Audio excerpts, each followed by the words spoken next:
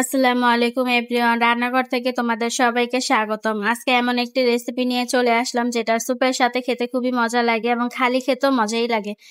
তো এখন চিকেন গুলো ম্যারিনেট করে নিব। তো এখানে সব গুঁড়া মশলাগুলো দিয়ে নিচ্ছিলাম: মরিচ, হলুদ, ধনিয়ার গুঁড়া, লবণ স্বাদ মতো, সয়া সস, আদা রসুন পেস্ট দিয়ে ভালোভাবে মেখে নিচ্ছিলাম।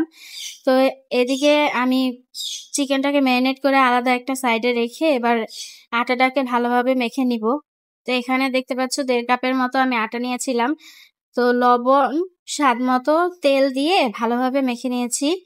তো এবার এই যে হালকা হালকা একটু একটু পানি দিয়ে ভালোভাবে আটাটাকে মেখে নিব। একদম সফট একটা ডো বানিয়ে নিয়েছি।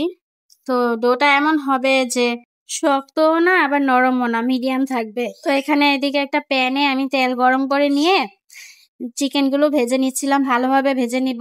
তো এই তো ভাজা হয়ে গেছে। এবার আটাটাকে ভালোভাবে আরেকটু মেখে নিব। আটাটা যত ভালোভাবে মাখা হবে অন্থন গুলো ঠিক তার তেমন পারফেক্ট হবে। তো এই তো এবার ভালোভাবে আটাটা মেখে আমি ভালোভাবে একটু লম্বা সাইজের করে নিয়েছি। চেলি কেটে নিব অন্থনের জন্য, মানে রুটির যে শেপটা দিব সেটার জন্য একটু ছোট ছোট করে চেলি কেটে নিচ্ছি। তো এবার রুটি বেলার পালা।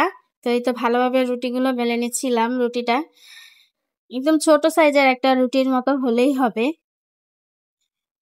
তো এবার এই তো চিকেনের পুরগুলো দিয়ে দিচ্ছিলাম। চিকেনটা ভালোভাবে দিয়ে এবার সামনের সাইডটা ভালোভাবে মুড়ে দুই সাইডের যে কোনাটা, সেই দুই সাইডের কোনাটা ধরে পিছন সাইডে নিয়ে একটু ভালোভাবে আটকে দিলেই হবে।